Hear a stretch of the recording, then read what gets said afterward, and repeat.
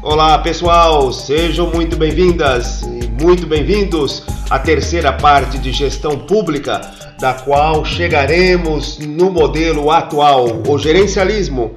Mas antes vamos recapitular o que tratamos nos outros dois últimos vídeos, né? No primeiro vídeo falamos do patrimonialismo, do modelo que era implementado nos estados europeus monárquicos, no absolutismo, e depois a sua evolução, que era o modelo burocrático proposto por Max Weber já no início do século XX.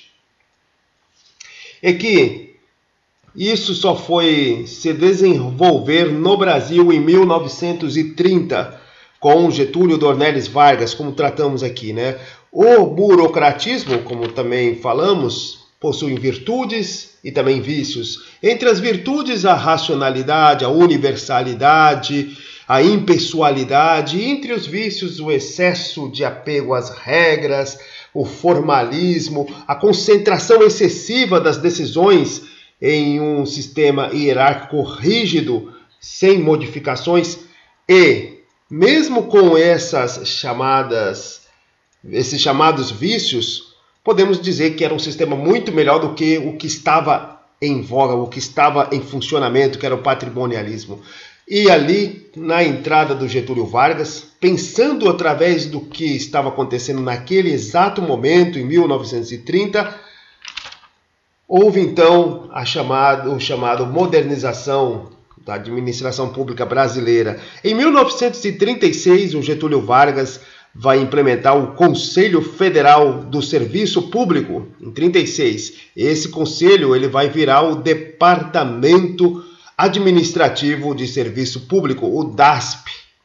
O DASP que vai ter o objetivo de implementar o modelo burocrático, né? E pensando aqui, lembrando que nós não podemos imaginar a época com as regras dos dias de hoje. Porque se colocarmos, eles estariam fazendo uma besteira, mas obviamente que naquela época todos os grandes administradores públicos da administração Vargas, eles não sabiam da existência do gerencialismo, e mesmo porque não havia as condições para o gerencialismo nascer. Não existia gerencialismo, né? Nem mesmo o que se tinha de mais moderno para falar de administração passava longe do gerencialismo. Não tinha como eles pensarem numa nova administração, uma descentralização, nada disso. Mas o que era novo era o que estava sendo feito ali na Europa. O Brasil sempre está um pouco atrasado, né? Nós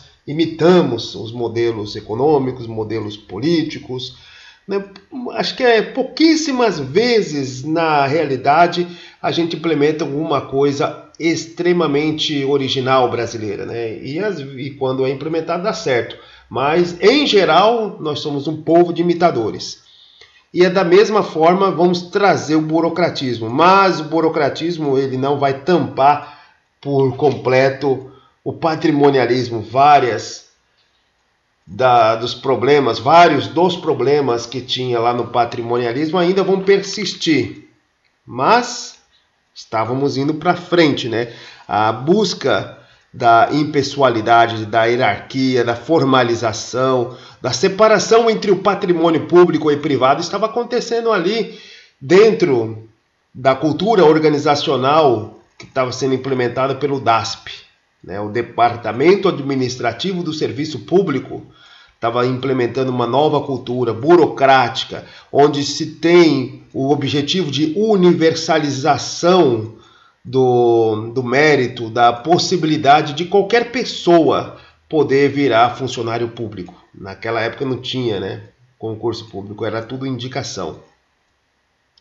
E nesse objetivo vão ser feitos concursos, é claro que não se tinha a meritocracia desenvolvida, não se tinha a noção exata de que pessoas que nascem no berço de ouro possuem todas as ferramentas para se desenvolver, enquanto outras que nascem em ambientes pobres geralmente não possuem as ferramentas para o desenvolvimento e não entrarão no serviço público, mas pelo menos já se tinha uma luz no fim do túnel ao ter a visualização da universalização, a formalização de que para entrar no serviço público não era mais por indicação, e sim por concurso. É claro que grande parte ainda continuava por indicação, mas começam os concursos, começa a haver essa profissionalização do serviço da administração pública, né? A primeira tentativa, então, podemos até dizer, de bem-estar social também surge aí, junto com o burocratismo. Gerencialismo é bem depois, né?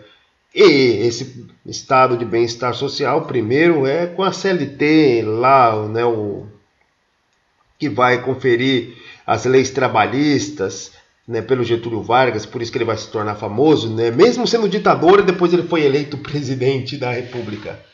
Então, é uma coisa inversa. Geralmente, os ditadores primeiro são eleitos para depois manipular o poder e se tornarem ditadores. No Brasil foi o contrário, o ditador se tornou presidente. Mas o que importa é que avançou-se para frente na administração pública brasileira. Então, implementado ali a impessoalidade, a hierarquia, a formalização, separação entre o patrimônio público e o privado, modos de escolha dos funcionários públicos agora de uma forma profissional, e temos ali também, conjuntamente, o estado de bem-estar social conferido pelas leis trabalhistas, CLT, o Serviço Social da Indústria.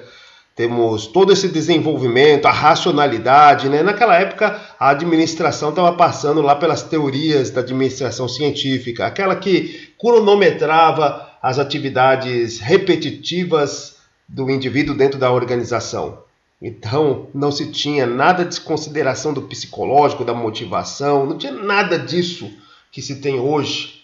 Era o pensamento da época. O trabalhador, naquela época, ele só tinha que entrar na empresa, no horário determinado, fazer os seus movimentos repetitivos e o mais rápido possível, cansando menos possível, produzindo o máximo, ganhando o menor salário que era necessário à sua subsistência e saindo ali enlouquecido, cansado, né? Tal como o filme do Charlie Chaplin, lá, Tempos Modernos,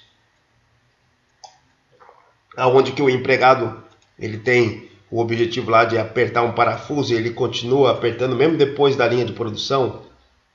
Ele demonstra mais ou menos esse tempo aí da administração científica lá do Taylor. E em contraposição aparece a CLT para poder fazer a mudança da balança de justiça social. É o que nós chamamos lá de direitos de segunda geração, né? Os direitos de primeira geração é aqueles que o Estado não tem que interferir. E os de segunda geração o Estado tem que promover a igualdade, porque as relações sociais entre os particulares no meio da sociedade, elas já estão cheias de desigualdades, de poderes, né? É um momento em que o Estado reconhece que existe essa desigualdade. E através do dedo do Estado, da interferência, da criação de regras, é que o Estado vai fazer a busca do bem-estar social. Depois nós temos lá o de terceira geração, que são os direitos difusos, mas isso aí é para outros momentos e não cabe aqui na gestão pública. Enfim, passou-se então a crise ali de 54, né? O golpe militar era para ser dado em 54, não foi, depois tentaram em 55, depois tentaram em 60, depois em 64 vai acontecer a mudança para o regime militar. Mas logo em seguida vem o governo JK. O governo JK ele vai lançar lá o programa 50 anos em 5. Aquele que busca rapidez para poder industrializar o Brasil. Ele abandona as ferrovias e lança um grande projeto de construção de rodovias. Porque a ferrovia demorava mais. É claro que tem um custo de operacionalidade um pouco mais barato, mas de implementação muito mais caro. E aí, por causa disso, para que pudesse fazer o seu grupo tivesse visibilidade, então lançou 50 anos em 5. O modelo burocrático ele atrapalhava um pouco, né? Então ele já começa a buscar separar um pouco essa questão do modelo do engessamento, de que tudo tinha que ter um carimbo, tudo que tinha que passar por fases, burocracia e papéis. Então o JK já começa a buscar isso aí, já começa a buscar diminuir o chamado burocratismo.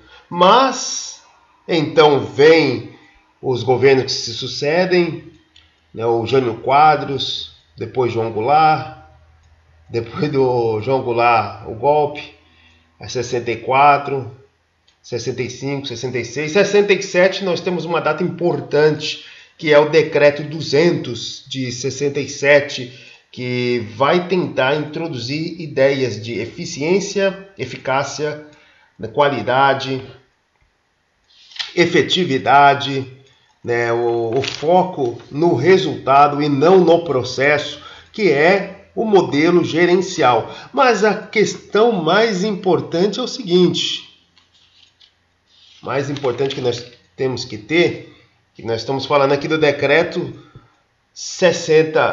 200 de 64, e que o gerencialismo ele começa a se desenvolver na década de 70, lá na Inglaterra. Então é uma das poucas coisas que o Brasil lança à frente do mundo, mas que não deu certo porque a mania de que o brasileiro tem de imitar, ele não percebe que ele que estava lançando algo inovador. Por exemplo, no artigo 30 do Decreto 200, falava-se da necessidade de criar uma administração indireta, essa tomasse o poder de executar certas atividades e houvesse também a padronização geral da normatização. Então era uma centralização da normatização, porém uma descentralização da execução. E era um modelo que poderia ter dado certo, mas ficou apenas no papel, porque todos os administradores que estavam ali, apesar do Decreto 200, eles pensaram, mas isso não está sendo feito em lugar nenhum do mundo, não está sendo executado em lugar nenhum no mundo. Então ficou meio que uma letra morta, que ele vai voltar a funcionar, mas é lá no PED-RAI, em 1995, do Fernando Henrique Cardoso. E não é colocado para frente, porque a maioria dos que estudaram administração naquele momento, eles duvidaram e pensaram, mas peraí, a Europa não está fazendo isso, então não dá para fazer. Lá nos Estados Unidos também não se faz isso, então, etc. Então não vamos pensar isso. E só esperaram que a coisa acontecesse lá, sendo que já tinha a modernidade ali pronta. Mas vamos voltar depois a falar do Decreto 200 um pouco mais à frente. Interessante assim, o gerencialismo. Ele surge emanado do poder de disseminação dos países anglo-saxões, principalmente os Estados Unidos, mas desta vez quem vai emitir os primeiros passos do gerencialismo é a Grã-Bretanha, através da Margaret Thatcher. Ela, na década de 70, quando entra no governo como primeira-ministra, ela vai enfrentar uma insatisfação popular gigantesca, porque os serviços públicos eram uma porcaria. Serviços públicos que se tinha naquela época eram terrivelmente horrorosos, algo que demorava muito e não estava tendo eficiência nenhuma, além de que naquela época o estado de bem-estar social que se tinha feito na Europa, em virtude do... Vamos voltar aqui, em virtude feito na Europa em virtude do Plano Marshall. O Plano Marshall ele tinha sido o plano que os Estados Unidos criou financeiro para poder reerguer a Europa não porque eles gostavam da Europa, mas sim porque a Europa corria o risco de se tornar socialista. Tínhamos ali perto a União Soviética, uma grande vencedora da Segunda Guerra Mundial, tinha ocupado grande parte do leste europeu, tudo aquilo que anteriormente os nazistas tinham anexado na Segunda Guerra Mundial ao invadir a Polônia e depois ao invadir a própria União Soviética, tendo chegado às portas de Moscou, e ali a sorte dos alemães reverteu-se e os russos realmente reiniciaram a contraofensiva até Berlim. Depois do fim da guerra, eles dividiram em áreas de influência e o leste europeu se tornou socialista sob o regime da União Soviética. E toda a Europa Ocidental ainda era capitalista, mas estava com a economia totalmente destruída. A economia alemã, da Alemanha Ocidental, a Alemanha Oriental já estava sob a influência e o controle da União Soviética. A Alemanha Ocidental, a França, a própria Itália, a Grã-Bretanha, que apesar de não ter sido invadida, foi bombardeada diversas vezes. A Espanha e Portugal não chegou a ser invadido, mas tinham já há muitos anos não acompanhado o dinamismo do capitalismo, estava muito atrás e não teria a capacidade de liderar a Europa, né? A Espanha e muito menos Portugal, que não tem um tamanho geográfico e populacional que pudesse fazer isso. E aí acontece que para que os políticos socialistas dentro desses países, dentro da França, da Alemanha, da Itália, que eles não subissem ao poder, que eles não chegassem, pois as populações famintas, sem emprego, e lá na sarjeta estavam apoiando os socialistas. Eles já tinham apoiado o lado contrário, né, os ultracapitalistas, a ultradireita, e não deu certo. Eles se enfiaram numa guerra terrível e agora eles estavam querendo apoiar, a grande massa populacional estava querendo apoiar os socialistas. E aí, obviamente, para que não acontecesse isso e revertesse esse quadro, antes que a Europa toda se perdesse, os Estados Unidos injeta muito dinheiro, que é o Plano Marshall. E esse dinheiro, boa parte, vai reerguer as economias europeias e outra parte vai também criar um estado de bem-estar social, um welfare state, que era ajudar as populações a se reerguer, né? Bolsas, escola, Bolsa Família, era algo como Bolsa Família, tudo isso aí. E todo esse estado de bem-estar social custa dinheiro, ele tem um custo exagerado. E muita gente se reergueu através disso para que não apoiasse os socialistas. E aí, claro, a Europa passou a manter esse estado de bem-estar social e acontece que a Europa parou de também se armar, porque já havia uma distância gigantesca entre a União Soviética e os Estados Unidos na competição militar, então largou mão de vez. Welfare State estava em alta, eles sempre acharam que os Estados Unidos o protegeria e que a partir de um tempo a conta não fechava. A conta não fechava e os orçamentos públicos passaram a ser deficitários, altamente deficitários, e os serviços públicos perderam qualidade, pararam de contratar, perderam possibilidade de atender todo mundo, tudo começou a ficar um caos. E aí entra uma nova política, o New Public Managers, que era a nova forma então de gerenciar a administração pública por Margaret Thatcher, que vai ser, uma boa parte, implementado o que estava lá no Decreto 200, que o Brasil não implementou de fato assim. Por quê? Porque obviamente os europeus não estavam fazendo isso, os americanos não estavam fazendo isso. E o Estado estava endividado, né, tinha necessidade estados europeus estavam endividados por causa do welfare state e de várias obras, etc. E eles precisavam reduzir os custos, buscar eficiência, diminuir o máximo possível esse sistema de welfare state. E aí começa a primeira etapa do gerencialismo, ali sob o governo de Margaret Thatcher. Primeira etapa eles chamam de gerencialismo puro. Gerencialismo puro é a redução dos custos e a busca da eficiência.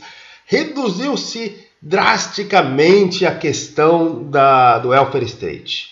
E além do mais, as contas não fechavam. Estava tudo deficitário, as coisas estavam terríveis, a população indo para as ruas.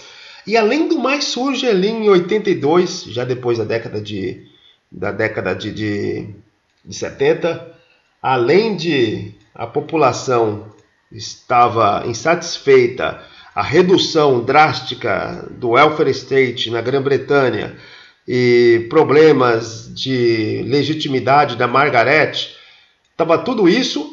Além disso, uma junta militar, um governo militar da Argentina resolve tentar retomar as Malvinas, lá não sei quantos quilômetros da Grã-Bretanha, para aumentar os custos da Grã-Bretanha. Eles viram toda essa situação, acharam que era o melhor momento para encarar a Grã-Bretanha.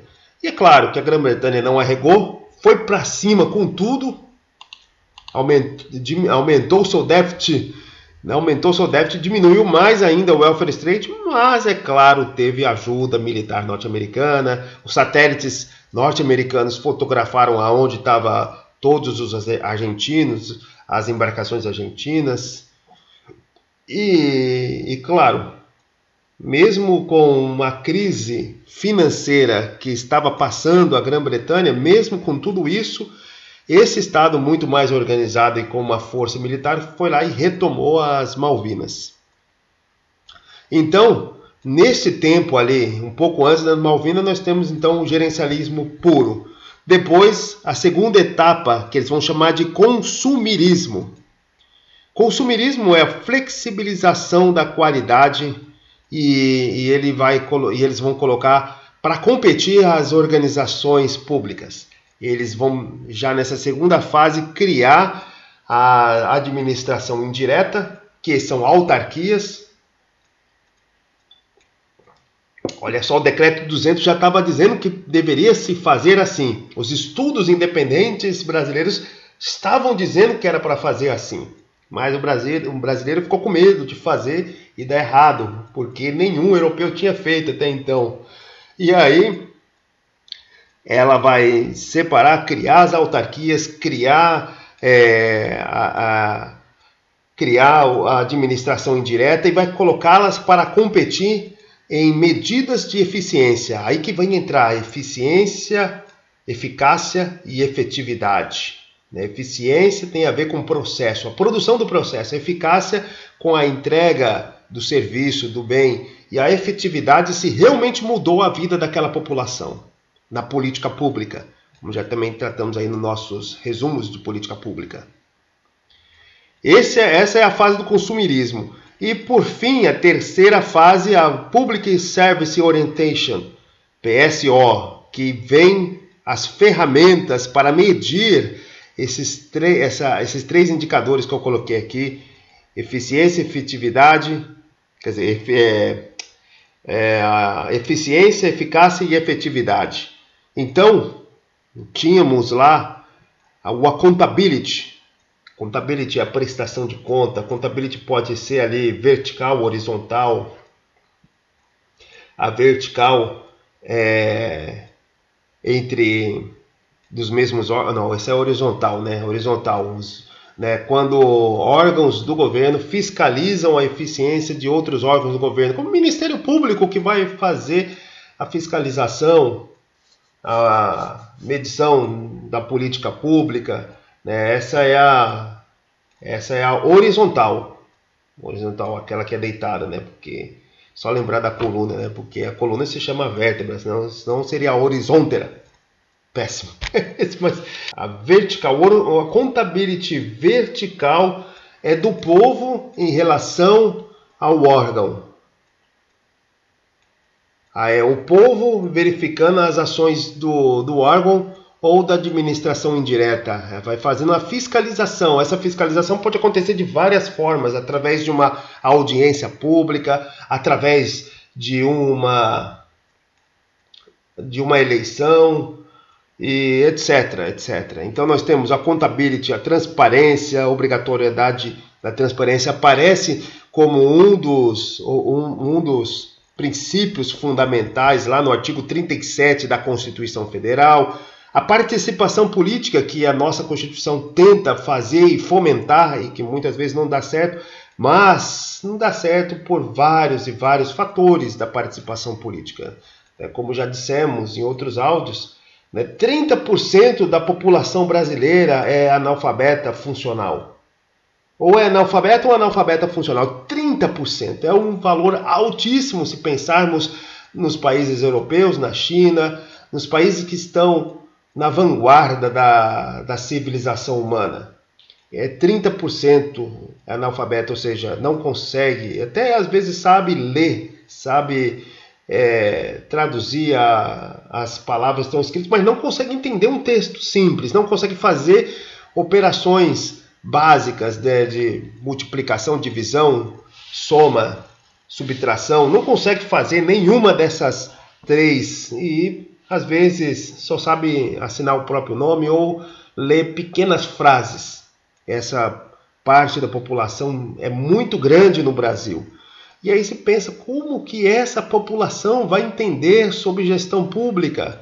Como é que vai colocar ela numa audiência pública para falar das finanças, para falar da LDO, da Lei de Diretrizes Orçamentárias, da Lei Orçamentária Anual, do PPA? Como é que vai explicar para essa população, para 30% da população analfabeta funcional?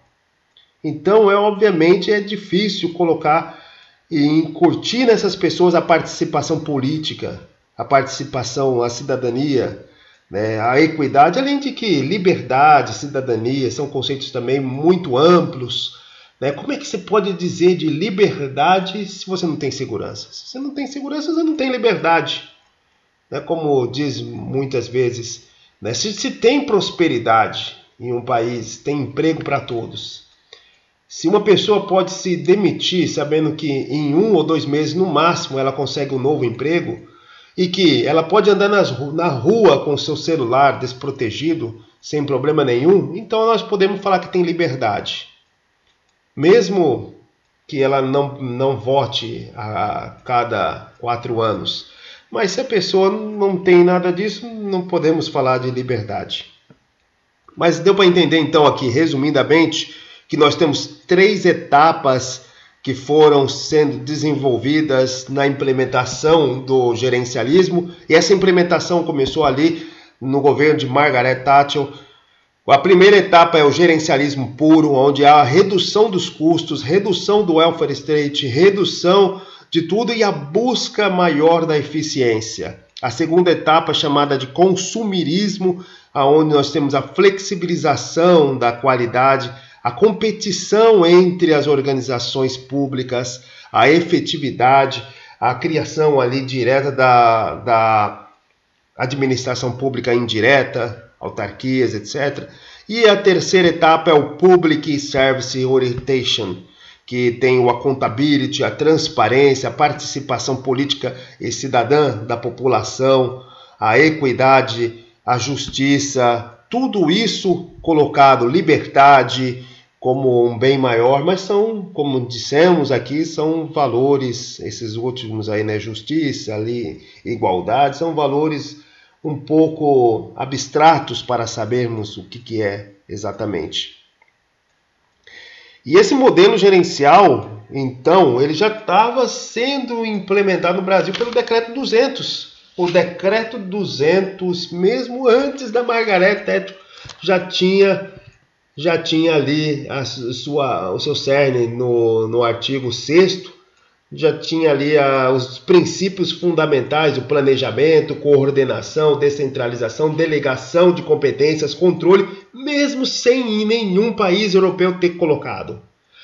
E o artigo 30 tem o que realmente vai acontecer no gerencialismo europeu a partir da década de 70 e que, se fosse implementado realmente no Brasil ali com total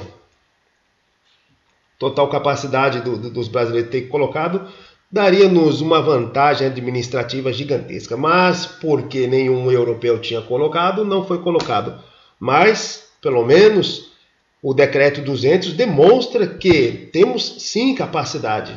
O Decreto 200, lá no artigo 30, ele coloca lá da descentralização da execução, descentralização através da administração pública federal indireta, criação de autarquias, empresas públicas, sociedade de economia mistas e fundações, e a desconcentração, a desconcentração da administração pública federal direta, criação de mais órgãos, só que esses órgãos ainda estavam na administração direta, assim como nós podemos ter lá Polícia Federal, Polícia Rodoviária Federal, Exército Brasileiro, Marinha, Aeronáutica e diversos outros ali da administração pública federal direta.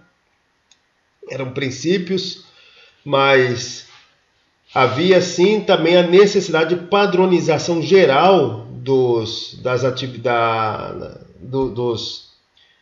das normas, dos princípios contábeis, etc. Havia uma necessidade de padronização. Então criou-se também uma padronização geral, mas não se foi colocado em plenitude pelo Decreto 200. Então ele falhou. Só vai acontecer realmente a implementação do gerencialismo no Brasil através do Plano Diretor de Reforma do Aparelho do Estado no governo de Fernando Henrique Cardoso.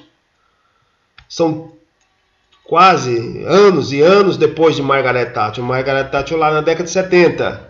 Então vai passar a década de 70, 80, 95 que vai surgir o Ministério da Administração Federal e Reforma do Estado, que foi criado pelo Fernando Henrique Cardoso, e ele nomeou Luiz Carlos Bresser Pereira, um grande intelectual que pensou grande parte do país, tem livros magníficos, e ele vai implementar o Plano Diretor de Reforma do Aparelho do Estado. Mas isto vai ficar para o próximo áudio resumo.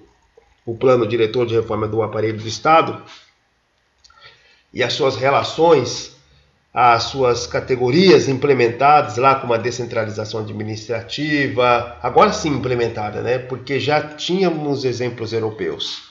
Não podemos fazer nada original. O Brasil não faz nada original. Ele pode até bolar, mas aí, para cada brasileiro que bolar algo original, tem 10 dizendo que isso não vai dar certo, porque não foi implementado em país nenhum.